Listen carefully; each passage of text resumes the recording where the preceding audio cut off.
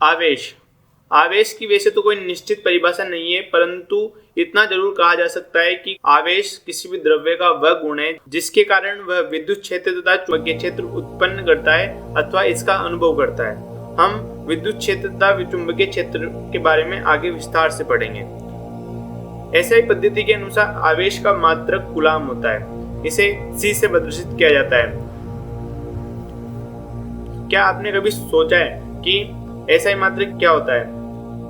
इसके बारे में बात करते हैं। जैसे जैसे साइंस में नई खोजें हुई वैसे वैसे नए पदार्थ मिलने लगे, नई अवधारणाएं जन्म लेने लगी, तो दुनिया भर के वैज्ञानिकों ने एक संस्था बनाई जो कि भौतिक राशियों को मात्रक आदि प्रदान कर सके, जिससे अलग अलग देशों के मध्य सामंजस्य बना रहे। किसी भी भौतिक राशि के लिए 3 पद्धतियां निर्धारित हैं: MKS, CGS and FPS। MKS पद्धति एक ऐसी पद्धति जिसमें लंबाई को मीटर में, वेट को किलोग्राम में तथा समय को सेकंड में मापा जाता है। यह सर्वाधिक प्रचलित पद्धति है। CGS पद्धति ऐसी पद्धति जिसमें लंबाई को सेंटीमीटर में, वेट को ग्राम में तथा समय को सेकंड में मापा जाता है। यह किसी भी भौतिक राशि के लिए उसका छोटा मात्रक होता है। FPS पद्धति ऐसी पद्धति जिसमें लंबाई को फुट में, वेट को पाउंड में तथा समय को सेकंड में मापा जाता है। FPS पद्धति कहलाती है। ये भारत में अप्रचलित है। आवेश का एसआई मात्रक कूलाम होता है तथा CGS पद्धति में स्टेट कूलाम या फ्रैंकलिन होता है। 1 कूलाम बराबर 3 × 10⁹ ESU होता है, अर्थात 1 कूलाम आवेश में ESU के 9 अरब पार्टिकल्स होते हैं। तथा आवेश का एक अन्य मात्रक फेरेड भी होता है, जो इसका बड़ा मात्रक होता है। 1 फेरेड बराबर 96,500 आवेश होते हैं, अर्थात 1 फेरेड में लगभग 1 लाख आवेश होते हैं। आवेशों के गुणधर्म। फर्स्ट गुणधर्म में आवेशों की योज्यता, एडिटिविटी ऑफ चार्जेस। आवेश एक अदिश राशि है, परंतु क्यों? क्योंकि आवेश हमेशा एक ऋणावेश से धनावेश की ओर गति करता है, अर्थात उसकी दिशा फिक्स होती है। जिस भी भौतिक राशि की दिशा फिक्स होती है वह अदिश राशि होती है। आवेश एक अदिश राशि है, अतः किसी निकाय में उपस्थित आवेशों का मान उस निकाय के आवेशों के बीजगणितीय योग के बराबर होता है। अर्थात यदि किसी वस्तु पर 3 आवेश plus 3Q minus 4Q plus 5Q आवेश है, तो वस्तु पर कुल आवेश 4Q आवेश होगा। आवेशों का दूसरा मूलभूत गुण है आवेशों की निश्चलता। किसी वस्तु पर आवेश परिवर्तित नहीं होता। वस्तु या प्रेक्षक की चाल कुछ भी हो, अर्थात यदि 0 मीटर पर सेकंड पर किसी आवेश का मान Q है, तो प्रकाश की वेग से गति करने पर भी वस्तु का आवेश Q ही होगा। आवेश का मान वेग पर निर्भर नहीं करता, परंतु द्रव्यमान के साथ ऐसा नहीं होता। आपने आइंस्टाइन के सापेक्षता सिद्धांत के बारे में सुना होगा। इस सिद्धांत के अनुसार यदि वस्तु का आवेग प्रकाश के वेग के बराबर हो जाए, तो द्रव्यमान का मान बहुत अधिक बढ़ जाता है। अर्थात आवेश का मान कण के वेग के साथ अपरिवर्तित रहता है, परंतु कण का द्रव्यमान वेग के साथ परिवर्तित होता है। आवेश का तीसरा मूलभूत गुणधर्म है आवेश का संरक्षण। जैसा कि आपने संवेग संरक्षण, द्रव्यमान संरक्षण, ऊर्जा संरक्षण आदि के बारे में सुन चुके होंगे कि हम इनको न तो नष्ट कर सकते हैं, न ही उत्पन्न कर सकते हैं।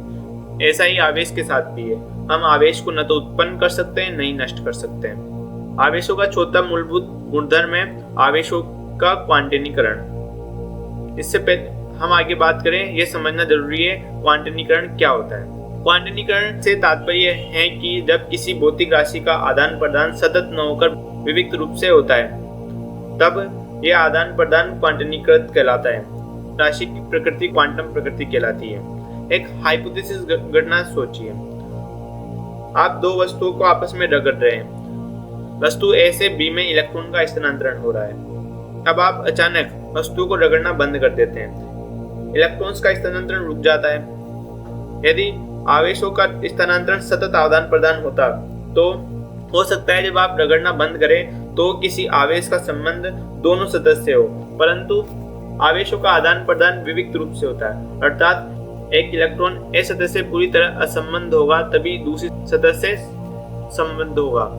इस तरह हम कह सकते हैं इलेक्ट्रॉनों का आदान प्रदान पूर्ण संख्या में होता है। अर्थात किसी भी वस्तु का आवेश Q बराबर Ne होता है।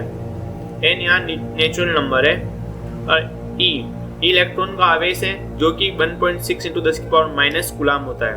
अर्थात किसी भी वस्तु का आवेश 1.6 × 10⁻⁻19 कूलाम का पूर्ण गुणज होता है, क्योंकि कभी भी e/2 या e/3 आवेश का आदान प्रदान नहीं होता, एक पूर्ण आवेश का ही आदान प्रदान। तो उसके बाद आपको क्या लगता है एक कूलाम में कितने आवेश होते होंगे? चलो पता लगाते हैं।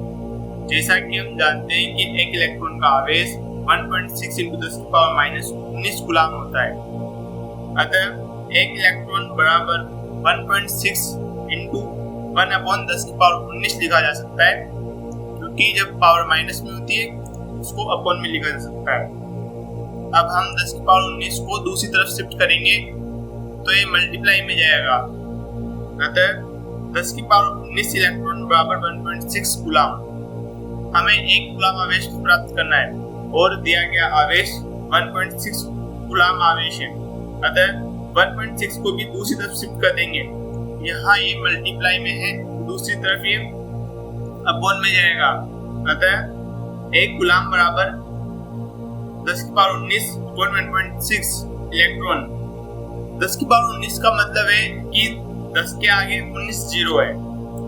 अतः इसे 10 × 10⁻18 के रूप में लिख सकते हैं। अतः एक कूलाम बराबर 10 × 10⁻18 अपॉन 1.6 हो गया।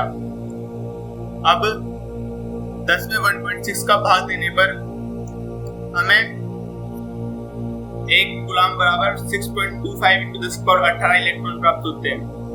अतः एक कूलाम आवेश में 6.25 × 10⁻18 इलेक्ट्रॉन्स होते हैं। आवेश के बारे में महत्वपूर्ण तथ्य, इंपोर्टेंट पॉइंट्स अबाउट चार्ज। द्रव्यमान के बिना आवेश का अस्तित्व नहीं है।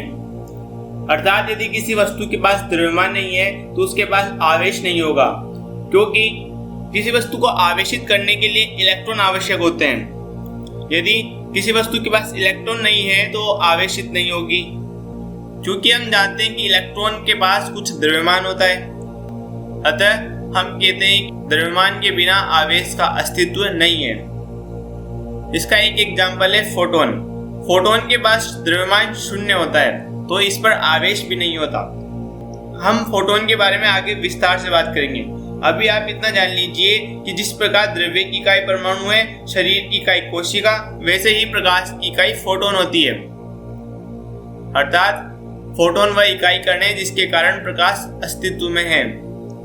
वही दूसरा पॉइंट है, परंतु किसी द्रव्यमान युक्त कण का आवेश 0 हो सकता है, जैसे न्यूट्रॉन। जैसा कि हम सभी जानते हैं न्यूट्रॉन के पास कुछ द्रव्यमान होता है, परंतु इसका आवेश 0 होता है। अतः ये कहा जा सकता है किसी भी द्रव्यमान युक्त कण का आवेश 0 हो सकता है।